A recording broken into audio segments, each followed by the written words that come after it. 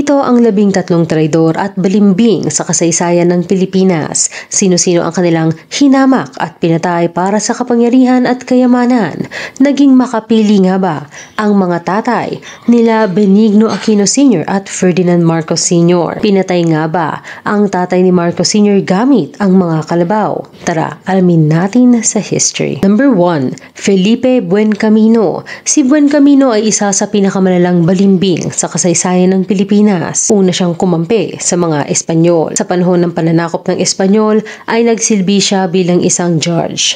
Bilang kaalyado ng mga ito ay sumulat pa siya sa isang governor general at hinihimok itong patawan ng kamatayan ang mga traidor sa gobyerno na karamihan ay pawang mga kababayan niya upang mapanatili ang katahimikan at kapayapaan. Nang pumutok ang revolusyon ay nasa panig pa rin siya ng mga Espanyol. Pero nang ikulong siya ng mga revolusyonaryo sa Cavite, ay lumipat siya sa panig ng mga Pilipino.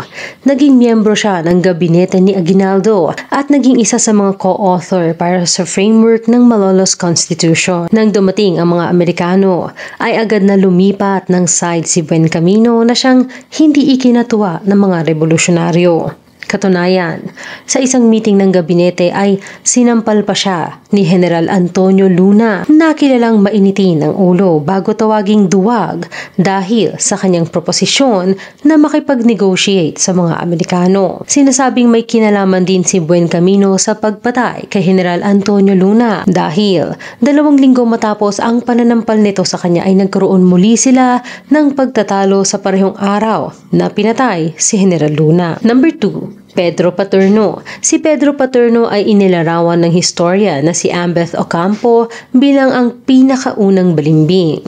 Matalino si Paterno, isa siyang manunulat at abogado.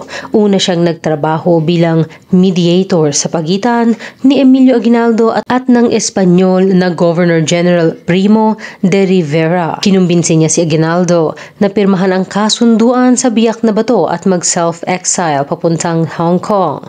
Agad na humingi ng pabuya si Paterno sa mga Espanyol. Nais niyang magkaroon ng posisyon sa Senado ng mga Espanyol at kabayaran na 1 million Mexican dollars.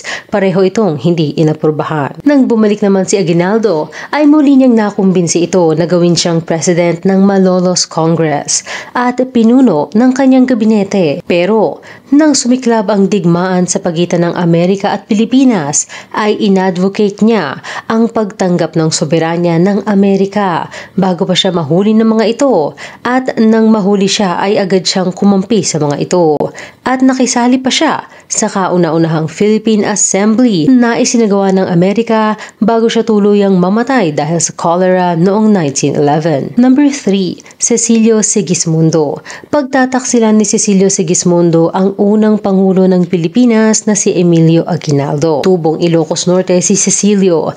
Dati siyang nagtatrabaho bilang pulis para sa mga Espanyol bago kumalas at sumanib sa Katipunan, kung saan itinalaga siya bilang corporal at opisyal na messenger sa ilalim ni Major Nazario Alhambra. Sa panahon ng labanan sa pagitan ng Amerikano at mga Pilipino, ay nagtago si Emilio Aguinaldo sa isang bayan sa may Palanan, Isabela.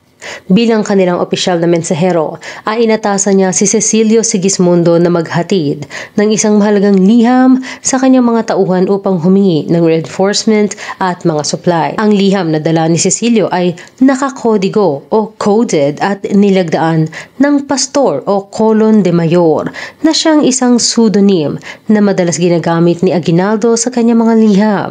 Ininterpreta ito ni Lazaro Segovia, isang Espanyol na dating tauhan din ni Aguinaldo. Isiniwalat ni Cecilio ang kinaroroonan ni Aguinaldo pati na rin ang bilang ng mga tauhan nito na nasa 50 katao lamang. Sa tulong ni Cecilio at ng iba pang taksil na Pilipino ay matagumpay na nahuli ng puwersa ng Amerikano na pinangungunahan ni General Frederick Funston si Emilio Aguinaldo noong March 23, 1901 sa may Palanan, Isabela. Sa huli ay sasabihin ni Aguinaldo na pinwersa ng mga Amerikano ang impormasyon impormasyon mula kay Cecilio.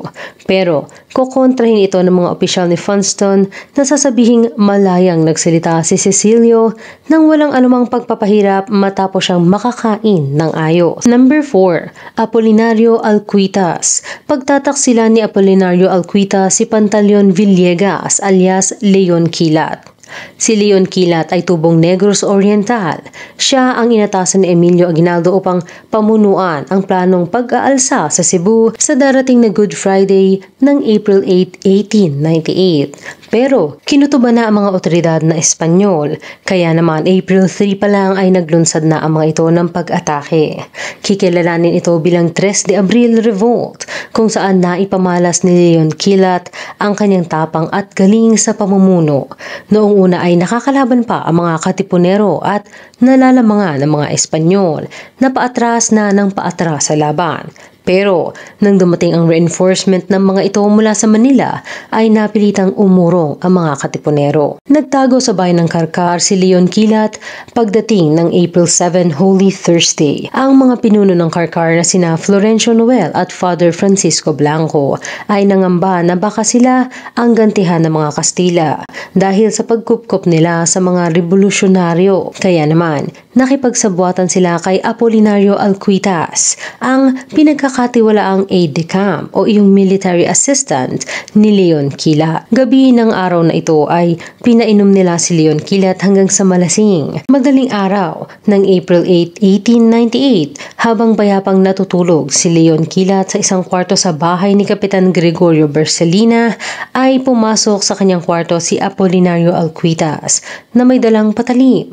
Hindi nagtagal ay pinag niya si Leon Quilat na siyang agad ikinasawi nito. Ayon sa ibang accounts ay mayroon pang ibang mga kasabwat na kasama si Alcuitas sa kwarto at bukod sa ay pinaghahampas pa daw nila ang ni Leon Quilat dahil mayroon itong agimat. Pero iisa ang punto ng bawat bersyon. Si Apolinario Alcuitas ang may dala ng patalim at siya ang naglubog nito kay Leon Quilat. Number 5. Teodoro Patino. Sa maagang panahon ng Katipunan, noong ito ay binubuo pa lamang at nangangalap ng mga miyembro at armas para sa gagawing pag-aalsa ay nagtaksil si Teodoro Patino. Ibinunyag niya sa mga Espanyol ang pagkakaroon ng mga revolusyonaryo. Mayroon ding ilang bersyon ang kwento ng kanyang pagtataksil, pero iisa ang dahilan nito dahil sa dagdag sahod. Ang isang kwento ay nag-away si Teodoro at isang katipunero na nagngangalang Apolonio de la Cruz dahil sa 2 pisong dagdag sahod sa printing shop kung saan sila nagtatrabaho, at nagkaroon pa ng pisikal na alitan sa pagitan ng dalawa, dahilan upang magsara ang printing shop na naging dahilan upang halughugin ito ng mga otoridad na Espanyol. Nadiskubre nila ang mga materyales at dokumento na pag-aari ng Katipunan. Sa isa pang bersyon, nagkaroon ng hindi pagkakasundo si De la Cruz at Teodoro sa dagdag sahod na siyang ikinuwento ni Teodoro sa kanyang kapatid, na siya namang sinabihan siya na sabihin sa isang pari ang impormasyon na kanyang dinadala. Ang pari na ito kasama ang may-ari ng printing shop kung saan nadiskubre nila ang mga materyales at dokumento na pag-aari ng Katipunan. Sa isa pang bersyon ay ibinunyag ni Teodoro Patino sa mga otoridad ang pagkakaroon ng Katipunan bilang ganti kay De la Cruz. Hinalughog ng mga Spanish police ang printing shop at nakita sa mesa ni De la Cruz ang mga kagamitan ng Katipunan. Sa madaling salita ay nadiskubre ng mga Espanyol ang Katipunan na siyang naging dahilan para sa maagang pag-aalsa ng mga pinuno nito kahit kulang na kulang pa sa mga armas at mga miyembro. Number 6. Antonio Surabao. Ang pagtataksil ni Antonio Surabao ay kikilalanin bilang Tondo Conspiracy of 1587. Si Antonio ay alagad ni Pedro Sarmiento, isang Spanish encomiendero na kontrolado ang Calamianes, Palawan. Sa panahong iyon ng 1580s ay nagplano ang mga prominenteng pinuno at mga dato mula sa Pampanga, Manila at iba pang Tagalog na lugar ng pag-aaklas upang labanan ang kalupitan ng mga Espanyol. Pinamunuan ito nila Magat Salamat, anak nila Kandula, Agustin de Legazpi, pamangkin nila Candula at Martin Pangan, Gobernador Silio ng Tondo. Plano nilang mag-recruit pa ng ibang mga kaalyado kasama na ang kalapit na lugar gaya ng Japan at Borneo. Nagawa na nilang makakuha ng suporta mula sa isang Kristiyanong Hapon na nangakong magbibigay ng tulong at suporta. Si Magat Salamat naman ay nag-stop over sa Calamianes bago tumungo ng Borneo. Doon ay nakausap niya ang isang lokal na pinuno at si Surabao na kanyang hinikayat upang umanib sa kanilang kilusan. Pero imbis na umanib ay sinabi ni Surabao ang plano ng grupo sa kanyang amo na agad ipinagbigay alam sa mga Spanish authorities sa Manila ang nagaganap na sabwatan. Hinuli ng mga Espanyol ang grupo at labis na pinarusahan. Sila De Legazpi at Pangan ay inalisan at saka i-display ito sa isang matayog na kahoy upang magsilbing babala sa iba pang magpaplano ng paghihimagsik. Si Magat Salamat naman ay pinatay din matapos kumpiskahin ng gobyerno ang kanyang mga ari-arian. Ang ibang kasabwat ay pinatay din habang ang iba naman ay pinagbayad ng mabigat na multa at ang iba ay ipinatapon. Number 7. Lazaro Macapagal. Si Lazaro Macapagal ay nagsilbi bilang isang lieutenant colonel sa panahon ng Philippine Revolution. Ninuno ng mag-amang naging Pangulo ng Pilipinas na sina Diosdado Macapagal at Gloria Macapagal Arroyo. Si Lazaro Macapagal ay kilala bilang commanding officer sa pagpatay kay Supremo o si Andres Bonifacio at sa kanyang kapatid na si Procopio Bonifacio noong May 10, 1897 sa Maragondon, Cavite. Sa araw daw na iyon ay nagbigay ng utos si General Mariano Noriel, ang pinuno ng Consejo de la Guerra o Council of War, na dalahin ang magkapatid na si Bonifacio sa burol ng Tala sa Maragondon. Dala ang isang selyadong pakete na may utos na buksan lamang ito kapag sila ay nakarating na sa lugar at basahin ng malakas sa harap ng magkapatid. Kasama ang 4 pang sundalo ay dinala nila Macapagal ang magkapatid sa lugar at binuksan ang sulat. Naglalaman ito ng utos na kamatayan para sa dalawa na hinatulan ng sedisyon at treason laban sa gobyerno na walang sapat na ebidensya. Ayon kay Lazaro ay umiyak at napayakap daw si Procopio sa kanyang kuya Andres at sinabing, "Kuya, paano tayo?" Napaluhan na lamang daw si Andres. Tumalikod daw si Macapagal upang hindi makita ang pagbaril sa magkapatid. Unang tinapos si Procopio. Pagkatapos ito ay lumuhod daw si Andres sa kanyang harapan at akmang yayakapin siya. Sinabi daw nito habang lumuluha na, "Kapatid, patawarin mo ako." Nang klaruhin niya na kailangan niyang sundin ang utos, ay tumakbo daw si Andres papuntang Kakahuyan kung saan hinabol siya ng mga sundalo at binaril hanggang pumanaw. Pero may ilan na nagdududa sa kanyang salaysay na mayroon ding dalawang bersyon dahil mayroong malubhang sugat si Andres Bonifacio at hindi na kayang maglakad pa dahil hindi ito ginamot at wala ding kain o inom ang magkapatid nang dalahin sa bundok. Kaya kaduda-duda na ang kilalang matapang na Supremo ay tatakbo, lalo na at luluhod at hihingi ng kapatawaran sa mga taong nakita niyang tumapos sa kanyang kapatid. Number 8. Januario Galut. Pagtataksilan ni Januario Galut si General Gregorio del Pilar, isa sa pinakabatang general sa Pilipinas. Nag-retreat si Pangulong Emilio Aguinaldo mula sa Bayambang at isa sa dadaanan nila ay ang Pasong Tirad o Tirad Pass.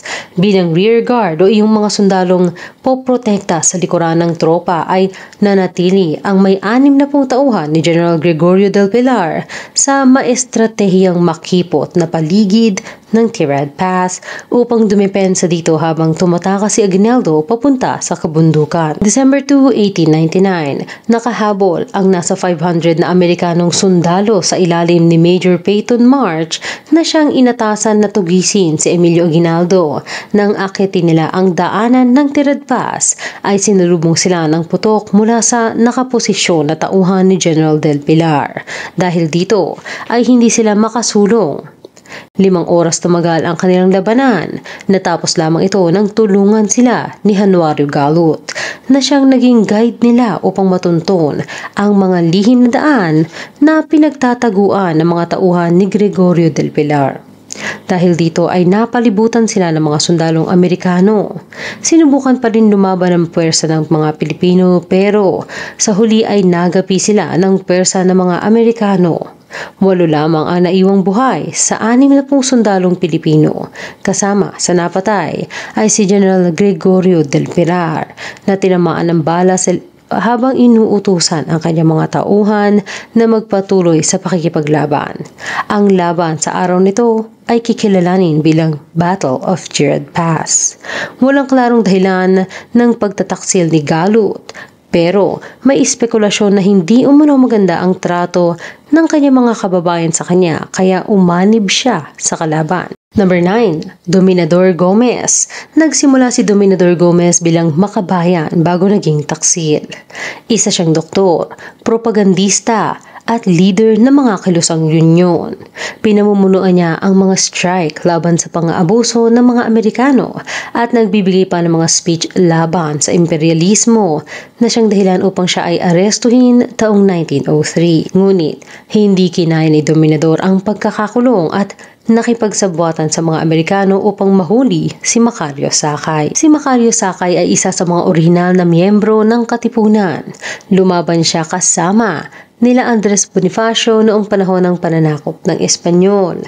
Ipinagpatuloy niya ang pakikibaka hanggang sa panahon ng pananakop ng Amerikano. Taong 1905 ay inatasan ni Governor General Henry Clay Ides ng Amerika si Dr. Gomez na makipag-negotiate kay Sakay upang sumuko. Kinumbinsi niya si Sakay na ibibigay ng mga Amerikano ang independence at sariling gobyerno, pati na rin ang hinihiling niyang amnestiya para sa kanyang grupo na papayagan din silang magdala ng kanilang mga armas. At noong umpisa ay ito nga ang nangyari nang sumuko sila Sakay noong July 1906 sa Manila. Pero pagdating nila sa Cavite ay inaresto sila ng mga Amerikano at tinanggalan ng armas. Sinasabing bumulong si Gomez nang wala nang silbi ang paglaban. Bago gawin ang hatol kay Sakay ay nagsalita siya at sinabing ang kamatayan ay darating sa ating lahat, maaga man o huli. Kaya't ako ay kalmadong haharap sa Panginoong makapangyarihan. Ngunit nais kong sabihin sa inyo na hindi kami mga bandido o magnanakaw, gaya ng akusasyon sa amin ng mga Amerikano, kundi mga miyembro ng revolusyonaryong pwersa na nagtanggol sa ating inang bayan, ang Pilipinas. Paalam. Mabuhay ang Republika at naway ipanganak ang ating kalayaan sa hinaharap. Mabuhay ang Pilipinas. Number 10. Miguel Vicos at Pedro Bekbek. Si Diego Silang ay isa sa kilalang pinakamatagumpay na bayani noong panahon ng pananakop ng Espanya at naging governor pa ng Ilocos Sur. Mas lumakas pa ang kanyang kapangyarihan nang makuha niya ang suporta ng British forces na siyang pangunahing kalaban ng Espanya noong panahong iyon. Dahil sa pangamba ay napagdesisyonan ng mga Espanyol na ipapatay si Diego Silang. Dito na papasok sina Miguel Vicos at Pedro Bekbek. Magkaiba ang bersyon na sinasabing dahilan ng pagtataksil ng dalawa. Sa isa ay sinasabing mayroon daw lihim na galit si Vicos kay Silang at inudyukan ng mga Espanyol sa simbahan. At sa iba naman ay sinasabing pinangakuan ng malaking pabuya si Bekbek para sa ulo ni Silang. Pero isa ang klaro, nagsabwatan ang dalawa. Mayo ng taong 1763, binisita nila Miguel Vicos at Pedro Bekbek si Silang sa kanyang kuta sa Vigan. Dahil sa mga kaibigan ay nagtiwala si Silang at pagtalikod niya ay walang pag-atubiling binaril siya ng dalawa. Dahil sa sobrang tuwa ng mga Espanyol ay ipinatayo nila ang isang estatwa ng aso bilang simbolo ng loyalty ni Vicos. At si Bekbek naman ay ipinarada ng mga Espanyol. Habang siya ay pinaparada ay sinugod siya ng asawa ni Diego Silang na si Gabriela at pinatay sa Number 11. Makabayang Katipunan ng Ligang Pilipino o Makapili. Sa lahat ng pinagtaksilan noong panahon ng pananakop ng Hapon, ang Makapili ang pinaka-kinasusuklaman at nag-iisang grupo ng mga taksil. Pinamumunuan ang grupong ito nila dating revolusyonaryong si General Artemio Ricarte, Pio Duran at dating Sakdalista Movement founder na si Benigno Ramos. Nabuo ang Makapili matapos na ipasok ng mga Hapon sa puwersa ng kanilang militar ang mga Pilipino. Hindi dahil sa galing o tapang nila sa pakikipaglaban makikipaglaban, pero upang maging espiya laban sa sarili nilang kababayan. Kada magkakaroon ng pagsususpecha ang mga Hapon, maging ito man ay gerila o pagpaplanong pag-aalsa, ay titipunin nila ang mga tao at ilalabas ang mga miyembro ng makapili na may suot na bayong na gawa sa bamboo na may dalawang buta sa bandang mata upang ituro kung sino ang mga gerila at kanilang mga taga-suporta. Napakaraming Pilipino kasama na ang mga inosente ang pinahirapan at pinatay ng Hapon dahil sa mga makapili. Number 12, Benigno Simeon Aquino Sr.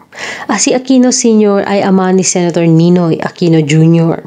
Gumraduate ng law si Aquino Sr. noong 1913 at agad na nakapasa sa board exam sa sumunod na taon. Ang kanyang ama ay isang politiko bago pa man siya magsimulang sumubok dito. Una siyang sumabak sa politika noong 1919 kung saan naging member siya ng House of Representatives kung saan nire-representa niya ang 2nd District ng Tarlac. Muli siyang naihalal sa posisyon pagdating ng 1922 at 1925 bago makapasok sa Senado pagdating ng 1928. Sa panahon ng pananakop ng Hapon noong World War II ay gumawa ang mga ito ng isang gobyerno sa Pilipinas, ang Second Philippine Republic o Japanese-sponsored Philippine Republic. Ito ay ang kinikilala natin bilang puppet government. Sa panahong ito ay kinomisyon ng mga Hapon si Aquino Sr. na bumuo ng gobyerno. Naging Director General siya ng political party na Kalibapi o Kapisanan ng Paglilingkod sa Bagong Pilipinas at naging isa sa 2 assistant chairman ng Preparatory Commissions for the Philippine Independence. Nang ilunsad na ang Second Philippine Republic ay hinalal bilang speaker si Aquino Sr. para sa National Assembly. Disyembre 1944, patuloy ang pagtutulungan ng puwersang Filipino at Amerika upang mapalaya ang Pilipinas sa pananakop ng mga Hapon. Nang sumuko ang Japan pagdating ng Setyembre 1945, ay agad na inaresto ang ilang prominenteng opisyal, kasama na dito sina Aquino Sr., Pangulong Jose Laurel at anak niyang si Jose III, na inaresto sa Nara, Japan. Ikinulong sila sa Yokohama Prison bago inilipat sa Sugamo Prison. July 1946, binalik sila sa Pilipinas para kaharapin ang kaso ng treason laban sa kanila. Ayon sa isang article sa Manila Standard na isinulat ni Emil Jurado at pinamagatang History Bears Lies, Hypocrisy, naaalala pa daw niya ang takot ng kanyang pamilya sa grupo ng Makapili kung saan isa sa pinuno nito ay ang ama ni Ninoy Aquino Jr. Bukod sa nasabing article, ay hindi napapatunayan ang pagiging miyembro ng Makapili ni Aquino Sr. pero isa siyang political collaborator ng mga Hapon. Number 13, Mariano Marcos. Si Mariano Marcos ay ama ni dating Pangulong Ferdinand Marcos Sr. at lolo ng ngayon Pangulong Ferdinand Marcos Jr. Maikokonekta naman ang di umano'y pagiging taksil niya sa araw ng kanyang kamatayan noong March 8, 1945 sa Pilang, Bacnotan, La Union. Sa isang bersyon ayon sa librong isinulat ng Amerikanong guerrilla leader na si Robert Lafam, walang alinlangan na ang ama ni Ferdinand Marcos ay nakipagtulungan sa mga Hapon. Mga Pilipinong gerilla daw ang pumatay kay Mariano sa pamamagitan ng pagtali ng kanyang mga kamay sa magkaibang kalabaw bago ito hinampas upang tumakbo sa magkahiwalay na direksyon. Nagkahiwa-hiwalay ang katawan ni Mariano at bilang babala para sa mga ibang makikipagtulungan sa mga Hapon, ang mga natirang bahagi niya ay itinali gamit ang lubid sa isang malaking puno na nakatayo sa kilala ngayon bilang Don Mariano Marcos Memorial State University, Bacnotan Campus. Sinasabing ang mga gerilla na nagsagawa ng kanyang parusa ay mga kaibigan at kamag-anak ni Julio Nalundasan na ang pagkamatay ay ibinibintang kay Mariano Marcos. Sa ikalawang bersyon naman ay labis na itinanggi ng pamilya Marcos ang pakikipagtulungan ni Mariano sa mga Hapon. Pinaninindigan nilang ang mga Hapon ang tumapos kay Mariano. Hanggang dito na lang. Kayo, ano masasabi nyo sa kasaysayan ng mga sinasabing traidor? I-comment lamang ang inyong opinion sa ibaba. Salamat sa pakikinig. Huwag kalimutang mag-subscribe sa aming channel at i-click na rin ang notification bell. Hanggang sa muli.